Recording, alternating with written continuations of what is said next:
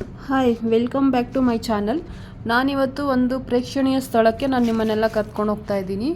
So ಎಲ್ಲಿ ಹೋಗ್ತಾ ಇರ್ಬೋದು ಅಂತ ಏನಾದ್ರು ನೀವು ಗೆಸ್ ಮಾಡಿದ್ರೆ, ಎಲ್ಲಿ ಅಂತ ಹೇಳಿದ್ರೆ ನಾನೊಂದು ಹಿಂಟ್ ಕೊಡ್ತೀನಿ. ಸೊ ಇದನ್ನು ಒಂದು 100 ವರ್ಷಗಳ ಹಿಂದೆ ಈ ಊರಿನ ಹೆಸರು ಕೊಲ್ಲಾಪುರ ಅಂತ ಕರಿತಿದ್ರು. ಓಕೆನಾ? ಸೊ ಯಾವುದಪ್ಪ ಇದು ಕೊಲ್ಲಾಪುರ, ಎಲ್ಲಿದೆ ಅಂತ ಅಂದ್ಕೊಳ್ತೀರಾ? ಸೊ ಏನು, ಖಂಡಿತವಾಗಿ ನೀವೇನು ಕನ್ಫ್ಯೂಸ್ ಆಗೋ ಅವಶ್ಯಕತೆ ಇಲ್ಲ. ಆವಾಗಿನ ಕೊಲ್ಲಾಪುರನೇ ಇವಾಗಿನ ನಮ್ಮ ಚಿನ್ನದ ಗಣಿ ಅಥವಾ ಪ್ರಪಂಚಕ್ಕೆ ಚಿನ್ನದ ಗಣಿ ಅಂತ ಪರಿಚಯವಾಗಿರೋಂತಹ ಕೋಲಾರ, ನಮ್ಮ ಕೋಲಾರ. ಸೊ ಇದು ಗಂಗರ ಮೊದಲ ರಾಜಧಾನಿ ಅಂತಲೇ ಹೇಳ್ಬೋದು ನಮ್ಮ ಕೋಲಾರ. ಸೊ ಪ್ರಪಂಚಕ್ಕೆ ಚಿನ್ನದ ಗಣಿ ಅಂತ ಪರಿಚಯ ಆಗಿರೋದು ಊರು ನಮ್ಮ ಕೋಲಾರ. ಈ ಕೋಲಾರಕ್ಕೆ ಇವತ್ತು ನಮ್ಮ ಪ್ರಯಾಣ ಹೊರಟಿದ್ದು ಎಲ್ಲಿಗೆ ಅಂತ ಹೇಳಿದ್ರೆ, ಕೋಲಾರ ಇದು ಅಂತ ಹೇಳಿದ್ರೇ ಎಲ್ಲರಿಗೂ ನೆನಪಾಗ ಬರೋ ಸ್ಥಳಗಳಲ್ಲಿ ಒಂದು ಅಂತರಗಂಗೆ ಬೆಟ್ಟ ಕೂಡ ಒಂದು. ಓಕೆನಾ? ಸೊ ಅಲ್ಲಿಗೆ ನಮ್ಮ ಪ್ರಯಾಣ ಇವತ್ತು ಹೊರಟಿದ್ದು. ಬೆಳಗ್ಗೆನೇ ನಾವು ಹೊರಟಿದ್ವಿ. ಸೊ ನೋಡಿ, ನೀವೆಲ್ಲ ನೋಡ್ತಾ ಇರ್ಬೋದು, ಇದೆಲ್ಲ ಎಷ್ಟು ಚೆನ್ನಾಗಿದೆ. ನಮ್ಮ ಪಾರ್ಕಿಂಗ್ ಏರಿಯಾಯಿಂದನೇ ನಮಗೆ ಶಿವನ ಪ್ರತಿಮೆಗಳು ಸ್ಟಾರ್ಟ್ ಆಗುತ್ತೆ. ಸೊ ಇದು ದಕ್ಷಿಣ ಭಾರತಕ್ಕೇ ದಕ್ಷಿಣ ಕಾಶಿ ಅಂತಲೇ ಪ್ರಸಿದ್ಧಿಯಾಗಿರತಕ್ಕಂಥ ಕ್ಷೇತ್ರ ಇದು ಅಂತರಗಂಗೆ. ಸೊ ಅಂತರಗಂಗೆಯಲ್ಲಿ ನಾವು ಫಸ್ಟು ಏನು ಮಾಡ್ತಿದ್ವಿ ಅಂದರೆ, ಬೆಳಗ್ಗೆನೇ ಹೋಗಿರೋದ್ರಿಂದ ನಮ್ಗೆ ಅಷ್ಟೊಂದೇನು ರಶ್ ಗೊತ್ತಾಗ್ತಿದ್ದಿಲ್ಲ. ಸೊ ಬೇರೆ ಇದಕ್ಕೆ ದಾರಿ ಇಲ್ಲ, ನಾವು ಸ್ಟೆಪ್ಸ್ ಹತ್ಕೊಂಡೇ ಹೋಗಬೇಕು, ಅಂದರೆ ಮೆಟ್ಲುಗಳು ಹತ್ಕೊಂಡೇ ಹೋಗಬೇಕು. ಸೊ ಫಸ್ಟ್ ಇದಕ್ಕೆಲ್ಲನೂ ಮೆಟ್ಲಿಗೆ ಯಾರೋ ದೊಡ್ಡ ಅರ್ಶಿನ ಕುಂಕುಮ ಎಲ್ಲ ಹಚ್ಚಿ ಪೂಜೆ ಮಾಡಿದ್ದಾರೆ. ಸೊ ಅಂದಿವೆ ನಾವು ಹೋಗುವಾಗ ಇಲ್ಲಿ ಸುತ್ತೂ ಗಿಡಗಳು, ಒಂದು ಸ್ವಲ್ಪ ಕಲ್ಲು ಬಂಡೆಗಳು ಎಲ್ಲ ಕಾಣಿಸುತ್ತೆ ಇಲ್ಲಿ. ಸೊ ಅದ್ರ ಜೊತೆಗೆ ಏನು ಕಾಣಿಸುತ್ತೆ ಅಂತ ಹೇಳಿದ್ರೆ, ಮಂಗನಿಂದ ಮಾನವ ಅಂತ ಹೇಳ್ತಾರಲ್ವ, ಅದೇ ಥರ ನಮಗೆ ಮಂಗಗಳ ಹಿಂಡು ಕೂಡ ಕಾಣಿಸ್ತು. ಸೊ ಅದು ಎಷ್ಟು ಚೆನ್ನಾಗಿ ನಮ್ಮನ್ನು ಬರಮಾಡ್ಕೊಳ್ತು ಅಂತಲೇ ಹೇಳ್ಬೋದು.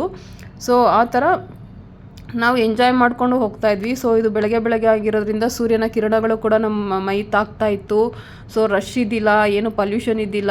ಸೊ ಎಷ್ಟು ಚೆನ್ನಾಗಿತ್ತು ಅಂತ ಹೇಳಿದ್ರೆ ಅಷ್ಟು ಚೆನ್ನಾಗಿತ್ತು. ನಮಗೆ ಈ ಸ್ಥಳ ಬಂದು ನಾವು ಟ್ರೆಕ್ಕಿಂಗ್ ಹೋಗೋದಕ್ಕೂ ಕೂಡ ತುಂಬ ಚೆನ್ನಾಗಿರುತ್ತೆ.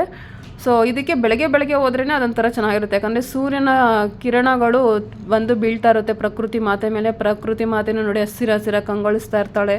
ಮತ್ತು ಇಲ್ಲಿ ನಾವು ಹೇಳ್ದಂಗೆ ಮಂಗಗಳು ಕೂಡ ನಮ್ಮ ಥರನೇ ಚೇಷ್ಟೆಗಳು ಮಾಡಿಕೊಂಡು ನೋಡಿ ಯಾವ ಥರ ಮಂಗಣ್ಣ ನೀರು ಕುಡಿತಿದ್ದಾನೆ ಅಂತ ಹೇಳ್ಬಿಟ್ಟು. ಸೊ ನಾವೇನಾದರೂ ನೋಡೋಕ್ಕೆ ಸ್ಟಾರ್ಟ್ ಮಾಡಿದ್ರೆ ಅದು ಇನ್ನೂ ಫೋರ್ಸ್ ಕೊಡೋಕ್ಕೆ ಜಾಸ್ತಿ ಸ್ಟಾರ್ಟ್ ಮಾಡ್ತಾ ಇರುತ್ತೆ. ಸೊ ಅದಕ್ಕೆ ನಾವು ಮಂಗಗಳ ಹಿಂಡನ್ನು ಎಲ್ಲನೂ ನೋಡಿ ಮಾತಾಡಿಸ್ಬಿಟ್ಟು ಸೊ ನಮ್ಮ ಪ್ರಯಾಣ ಮತ್ತು ಬೆಟ್ಟದ ಮೇಲಕ್ಕೆ ಹೋಗುತ್ತೆ. ಸೊ ಇದು ಬೆಟ್ಟದ ಮೇಲೆ ಹೋಗ್ಬೇಕಂದ್ರೆ ಬೇರೆ ಆಲ್ಟರ್ನೇಟಿವ್ ವೇಸು ಮತ್ತು ಗಾಡಿಗಳಲ್ಲಿ ಹೋಗೋದಕ್ಕಾಗಲ್ಲ. ನಾವು ಕಾಲ್ನಡಿಗೆಯಲ್ಲೇ ಮೆಟ್ಲು ಹತ್ಕೊಂಡೇ ಹೋಗಬೇಕು. ಸೊ ಮೆಟ್ಲು ಹತ್ಕೊಂಡು ಹೋಗೋ ಶೋಡೆ ಅಂತೂ ನನಗಂತೂ ಸಾಕಾಗೋಯ್ತು, ಯಾಕಂದರೆ ಬೆಳಗ್ಗೆನೇ ಹೊರಟಿರೋದ್ರಿಂದ ಹಳ್ಳಿಗೂ ಬಿಸಿಲು ಸ್ವಲ್ಪ ಕಡಿಮೆ ಇತ್ತು. ಸೊ ಅದಾದಮೇಲೆ ಫೈನಲಿ ನಾವು ಏನು ಮಾಡಿದ್ವಿ, ಮೇಲ್ಗಡೆ ದೇವಸ್ಥಾನಕ್ಕೆ ಬಂದ್ವಿ. ದೇವಸ್ಥಾನ ಅಂತೂ ತುಂಬಾ ಪ್ರಶಾಂತವಾಗಿತ್ತು. ಸೊ ಇದ್ರ ಸ್ಟೋರಿ ಏನಪ್ಪ ಅಂತ ಹೇಳಿದ್ರೆ, ಕಲಿಯುಗದ ಸಮೀಪದಲ್ಲಿ ಶ್ರೀಕೃಷ್ಣನನ್ನು ಬೆನ್ನಟ್ಟಿ ಒಂದು ಕಾಲವಾಹಿನಿ ಎಂಬ ಒಂದು ರಾಕ್ಷಸನ ಬರ್ತಾನೆ. ಓಕೆನಾ? ಈ ರಾಕ್ಷಸ ಶ್ರೀಕೃಷ್ಣನ ಕೊಲ್ಲಬೇಕು ಅಂತೇಳ್ಬಿಟ್ಟು ಬೆನ್ನಟ್ಟಿ ಬಂದಿರ್ತಾನೆ. ಆದರೆ ಶ್ರೀಕೃಷ್ಣನ ಆ ರಾಕ್ಷಸನನ್ನು ಕೊಲ್ಲೋದಕ್ಕೆ ಮನಸ್ಸು ಮಾಡಿರಲ್ಲ. ಯಾಕೆ ಅಂತ ಹೇಳಿದ್ರೆ, ಕಾಲವಾಹಿನಿ ಅಂತ ಇರೋ ರಾಕ್ಷಸ ಮಹಾವಿಷ್ಣುನ ಪರಮ ಭಕ್ತ ಆಗಿರ್ತಾನೆ.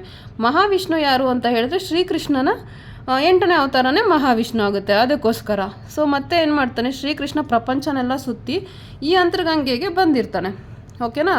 ಅಂತರಗಂಗೆಗೆ ಬಂದರೆ ಇಲ್ಲಿ ತನ್ನ ಶಾಪ ವಿಮುಕ್ತಿಗಾಗಿ ಒಂದು ಉಚ್ಚಕೊಂಡ ಮಹರ್ಷಿ ಅಂತ ಹೇಳ್ಬಿಟ್ಟು ಒಬ್ಬರು ಕಲ್ಲು ಬಂಡೆ ಹಿಂದೆ ಕೂತ್ಕೊಂಡು ತಪಸ್ಸು ಮಾಡ್ತಾ ಇರ್ತಾರೆ. ಓಕೆನಾ?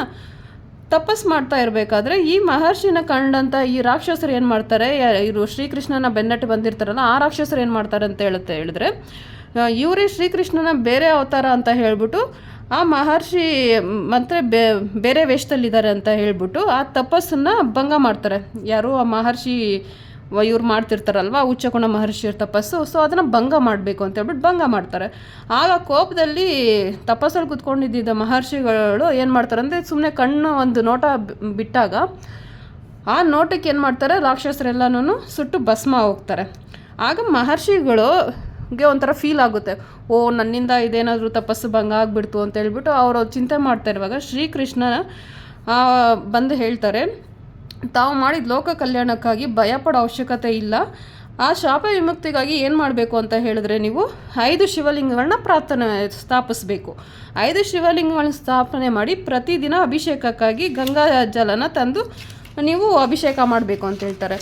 ಆ ಶ್ರೀಕೃಷ್ಣ ಹೇಳಿದ್ಮೇಲೆ ಉಚ್ಚಕೊಂಡ ಮಹರ್ಷಿಗಳು ಇಲ್ಲಿ ಒಂದು 5 ಪಂಚಲಿಂಗಗಳನ್ನು ಸ್ಥಾಪನೆ ಮಾಡ್ತಾರೆ. ಆದರೆ ಏನು ಮಾಡೋದು, ಪ್ರತಿದಿನ ಅದಕ್ಕೆ ಹೋಗಿ ಶುದ್ಧ ನೀರನ್ನು ಕಾಲ್ನಡಿಗೆಯಲ್ಲಿ ಕಾಶಿಗೆ ಹೋಗಿ ಗಂಗಾ ಸ್ನಾನ ಮಾಡಿ ಅಲ್ಲಿಂದ ಗಂಗಾ ಜಲನ ತೊಗೊಂಬರ್ತಿದ್ರು. ಬಂದು ಇಲ್ಲಿ ಸ್ನಾನ ಮಾಡಿಸ್ತಿದ್ರು. ಆಗ ಇದ್ದಕ್ಕಿದ್ದಂಗೆ ಗಂಗಾ ಮಾತೆ ಪ್ರತ್ಯಕ್ಷ ಆಗಿ ಹೇಳ್ತಾಳೆ, ಋಷಿ ಮುನಿಗಳಿಗೆ ಹೇಳ್ತಾಳೆ, ಪ್ರತಿದಿನ ನೀವು ಇಲ್ಲಿಗೆ ಬರೋ ಅವಶ್ಯಕತೆ ಇಲ್ಲ, ನೀವೆಲ್ಲಿ ನೆಲೆಸಿದ್ರು ಅಲ್ಲಿಗೆ ನಾನು ಬರ್ತೀನಿ ಅಂತ ಹೇಳ್ತಾಳೆ. ಆಗೇನು ಮಾಡ್ತಾರೆ ಅಂತ ಹೇಳಿದ್ರೆ, ನಾನು ಭಾರತದಲ್ಲಿ ಬೇಕಾದಷ್ಟು ನದಿಗಳಿವೆ, ಅದರಲ್ಲಿ ಕಾವೇರಿ, ತುಂಗಭದ್ರಾ ಈ ಥರ ಇನ್ನೂ ಬೇಕಾದಷ್ಟು ನದಿಗಳಿವೆ, ನನಗೆ ಹೆಂಗೆ ಗೊತ್ತಾಗುತ್ತೆ ಇದು ಗಂಗಾ ಜಲ ನೀನೇ ಬಂದಿದ್ಯಾ ಅಂತ ಹೇಳ್ಬಿಟ್ಟು ಅಂತ ಮಹರ್ಷಿಗಳು ಕೇಳ್ತಾರೆ. ಆಗ ಋಷಿ ಮುನಿಗಳು ಹತ್ರ ಇರೋ ರುದ್ರಾಕ್ಷಿ, ನಿಂಬೆಹಣ್ಣು, ಬೆತ್ತ ಎಲ್ಲನೂ ತೊಗೊಂಡು ಗಂಗಾ ಮಾತೆ ಏನು ಮಾಡ್ತಾಳೆ, ಇದನ್ನೆಲ್ಲ ನೀರಿನಲ್ಲಿ ತಲುಪಿಸ್ತೀನಿ, ಅದೇ ಹಿಂಟು ಅಂತ ಮಾತು ಕೊಡ್ತಾಳೆ. ಆ ಮಾತಿನ ಪ್ರಕಾರ ಮಾರನೇ ದಿವಸ ನೋಡಿ ಇಲ್ಲಿ ತೋರಿಸ್ತಾ ಇದ್ದೀನಲ್ಲ, ಅಂತರಾಳದಿಂದ ಗಂಗೆ ಹರಿದು ಬಂದು ಆ ನೀರಿನಲ್ಲಿ ಬೆತ್ತ, ನಿಂಬೆಹಣ್ಣು, ರುದ್ರಾಕ್ಷಿ ಎಲ್ಲನೂ ಬಂದು ಬೀಳುತ್ತೆ. ಆವತ್ತಿನಿಂದ ಇದು ಅಂತರಾಳದಿಂದ ಬರ್ತಾ ಇರೋವಂಥ ನೀರು, ಅಂತರ್ಮುಖಿಯಾಗಿ ಬರ್ತಾ ಇರೋವಂಥ ನೀರು ಅಂತರ್ಗಂಗೆ ಅಂತ ಪ್ರಸಿದ್ಧಿಯಾಗಿರೋದು. ಓಕೆನಾ. ಕೆಲವೊಂದು ಜನ ಏನು ಮಾಡ್ತಾರೆ ಅಂತ ಹೇಳಿದ್ರೆ, ಇದನ್ನು ಬಸವಣ್ಣ ಬಾಯಿಂದ ನೀರು ಬರುತ್ತೆ ಅಂತ ನಮ್ಮ ಹಳ್ಳಿ ಜನಗಳು ಕೂಡ ಹೇಳ್ತಾರೆ. ಈ ನೀರಲ್ಲಿ ಸ್ನಾನ ಮಾಡಿದ್ರೆ ಅನೇಕ ಚರ್ಮದ ಕಾಯಿಲೆಗಳು ವಾಸಿಯಾಗುತ್ತೆ, ಮತ್ತು ಕುಡಿದ್ರೆ ಅನೇಕ ರೋಗ ರುಜಿನಗಳೆಲ್ಲ ವಾಸಿಯಾಗುತ್ತೆ ಅಂತ ಎಲ್ಲನೂ ಹೇಳ್ತಾರೆ. ಮತ್ತು ಇದೇನು ಅಂತ ಹೇಳಿದ್ರೆ, ಇದು ಬಸವಣ್ಣ ಬಾಯಿಂದ ನೀರು ಬರೋದು ಒಂದು ವಿಜ್ಞಾನಿಗಳಿಗೆ ಒಂದು ಸವಾಲೇ ಸರಿ. ಯಾಕಂದರೆ ಇದುವರೆಗೂ ಅದನ್ನು ಯಾರೂ ಕಂಡುಹಿಡಿಯೋಕ್ಕಾಗಲಿಲ್ಲ, ಅದು ಎಲ್ಲಿಂದ ನೀರು ಬರ್ತಾ ಇದೆ ಅಂತೇಳ್ಬಿಟ್ಟು. ಮತ್ತು ಇದು ಇನ್ನೊಂದು ಕ್ವಶನ್ ಮಾರ್ಕ್ ಏನು ಅಂತ ಹೇಳಿದ್ರೆ, ಎಂಥ ಬೇಸಿಗೆಯಲ್ಲೂ ಕೂಡ ಬಸವಣ್ಣನ ಬಾಯಿಂದ ನೀರು ಮಾತ್ರ ಕಮ್ಮಿ ಆಗಲ್ಲ, ಇದುವರೆಗೂ ಅದು ಸ್ಟಾಪ್ ಆಗಿರೋ ಹಿಸ್ಟ್ರಿನೇ ಇಲ್ಲ. ಸೊ ಇದು ಗಂಗಾ ಮಾತೆಯ ಪವಾಡ ಅಂತಲೇ ಹೇಳ್ಬೋದು. ಅಷ್ಟು ಇದರಲ್ಲಿದ್ದಾರೆ. ಇಲ್ಲಿ ಸುತ್ತಮುತ್ತ ಹಳ್ಳಿಗಳಲ್ಲಿರೋರು ಮತ್ತು ಕೋಲಾರಲ್ಲಿರೋರು ಎಲ್ಲನೂ ಆಲ್ಮೋಸ್ಟ್ ಇದೇ ನೀರನ್ನೇ ಎಲ್ಲರ ಮನೆಯಲ್ಲೂ ಗಂಗೆನ ತುಂಬಿಸ್ಕೊಳ್ತಾರೆ. ಸೊ ಇದು ಕೋಲಾರ ಹಿಸ್ಟ್ರಿ. ನಾವು ಮತ್ತೆ ದೇವಸ್ಥಾನದಿಂದ ಈಚೆ ಬಂದಾಗ ಇಲ್ಲಿ ನೋಡಿ, ಇದು ಕಾಣಿಸ್ತಾ ಇರುತ್ತೆ ನವಗ್ರಹಗಳು. ಪ್ರತಿಯೊಂದು ದೇವಸ್ಥಾನದಲ್ಲೂ ನವಗ್ರಹಗಳು ಇದ್ದೇ ಇರುತ್ತೆ. ಸೊ ಇದು ನವಗ್ರಹಗಳು ಕಾಣಿಸ್ತಾ ಇತ್ತು. ನವಗ್ರಹಗಳನ್ನು ನಮಸ್ತೆ ಮಾಡಿಕೊಂಡು ನಾವು ಈಚೆ ಬಂದಾಗ ಇಲ್ಲೊಂಥರ ಹಟ್ಟಿ ಥರ ಕಾಣಿಸ್ತು. ಹಳ್ಳಿ ಲ್ಯಾಂಗ್ವೇಜಲ್ಲಿ ಹೇಳೋದಾರೆ ಇದೊಂಥರ ಪಡ್ಸಾಲೆ ಥರ ಇತ್ತು. ಸೊ ನಾವು ಅದನ್ನು ಮುಗಿಸ್ಕೊಂಡು ಮತ್ತೆ ಈ ಕಡೆ ಎಲ್ಲ ಬಂದಾಗ ನೀವೆಲ್ಲೇ ನೋಡಿ, ನಾನು ತೋರಿಸ್ತಾ ಇದ್ದೀನಲ್ಲ, ಸುತ್ತ ಪ್ರಕೃತಿ ಮತ್ತೆ ಹಸಿರು ಬಣ್ಣದಲ್ಲೇ ಕಂಗೊಳಿಸ್ತಿದ್ದಾಳೆ. ಎಲ್ಲೂ ಒಂದು ಚೂರು ಒಣಗಲಿಲ್ಲ, ಅಥವಾ ಎಷ್ಟು ಇದಿದೆ ಅಂತ ಹೇಳಿದ್ರೆ ಅಷ್ಟು ಫ್ರೆಶ್ ಆಗಿದೆ. ಬೆಳಗಿನ ವಾತಾವರಣ ನೋಡಿ, ಸೂರ್ಯ ದೇವರು ಕೂಡ ನಮ್ಮನ್ನು ಸ್ವಾಗತ ಮಾಡಿದಾಗ ಕಿರಣಗಳಿಂದ ಸೂರ್ಯ ರಶ್ಮಿಗೆ ನಮ್ಮ ತಲೆ ಮೇಲೆ ಬಿತ್ತು, ಮೈ ಮೇಲೆ ಬಿತ್ತು. ಸೊ ಒಂದು ಬೇಜಾರಾಗೋ ವಿಷಯ ಅಂದರೆ ನೋಡಿ, ಈ ಥರ ಎಲ್ಲನೂ ನಾವು ಎಷ್ಟು ಎಜುಕೇಟೆಡ್ ಆಗಿದ್ರೂ ಈ ಥರ ಎಲ್ಲ ಗಲೀಜು ಮಾಡಿಟ್ಟಿರ್ತಾರೆ. ಸೊ ದೇವಸ್ಥಾನಗಳಲ್ಲಿ ಕೂಡ ಈ ಥರ ಗಲೀಜು ಏನಂದ್ರೆ ಅದಿರುತ್ತೆ. ಪ್ರಕೃತಿ ನಮ್ಗೆ ಎಷ್ಟು ಕೊಡುಗೆ ಕೊಟ್ಟಿದ್ದಾಳೆ ಅಂತ ಹೇಳಿದ್ರೆ ಪ್ರಕೃತಿ ಮಾತೆ, ಅದನ್ನು ಹೇಳೋದಕ್ಕೆ ಪದಗಳೇ ಇಲ್ಲ. ಸೊ ಅಂಥ ಪ್ರಕೃತಿ ಮಾತೆಯನ್ನು ನಮ್ಮ ಕೈಯಾರೆ ನಾವೇ ಗಲೀಜು ಮಾಡ್ತಾ ಇದ್ದೀವಿ, ಯಾಕೆ ಸ್ವಚ್ಛವಾಗಿ ನೋಡ್ಕೊಳಕ್ಕಾಗ್ತಿಲ್ಲ ಅಂತ ಹೇಳಿಬಿಟ್ಟು ಒಂದು ಕ್ವಶನು, ಒಂಥರ ಬೇಸರ ಆಗುತ್ತೆ ಈ ಜಾಗಗಳನ್ನೆಲ್ಲ ನೋಡಿದಾಗ. ಸೊ ನಾವು ಇಲ್ಲಿ ಏನು ಮಾಡ್ತಾ ಇದ್ದೀವಿ ಅಂದರೆ, ಮತ್ತೆ ನೋಡಿ ವಾಪಸ್ಸು ನಾವು ಇಷ್ಟು ದರ್ಶನ ಆದಮೇಲೆ ನಾವು ಮತ್ತೆ ಇನ್ನೊಂದು ಪುಣ್ಯಕ್ಷೇತ್ರಕ್ಕೆ ಹೋಗಬೇಕು ಅಂತ ಹೇಳಿಬಿಟ್ಟು ಅಲ್ಲಿಂದ ಮತ್ತೆ ನಾವು ಬೆಟ್ಟದ ಮೇಲಿಂದ ಇಳ್ಕೊಂಡು ಬರ್ತಾಯಿದ್ದೀವಿ. ಸೊ ಬೆಟ್ಟದ ಮೇಲೆ ಎಲ್ಲನೂ ನೀಟಾಗಿ ದರ್ಶನ ಆಯಿತು, ಲಿಂಗಗಳ ದರ್ಶನ ಆಯಿತು.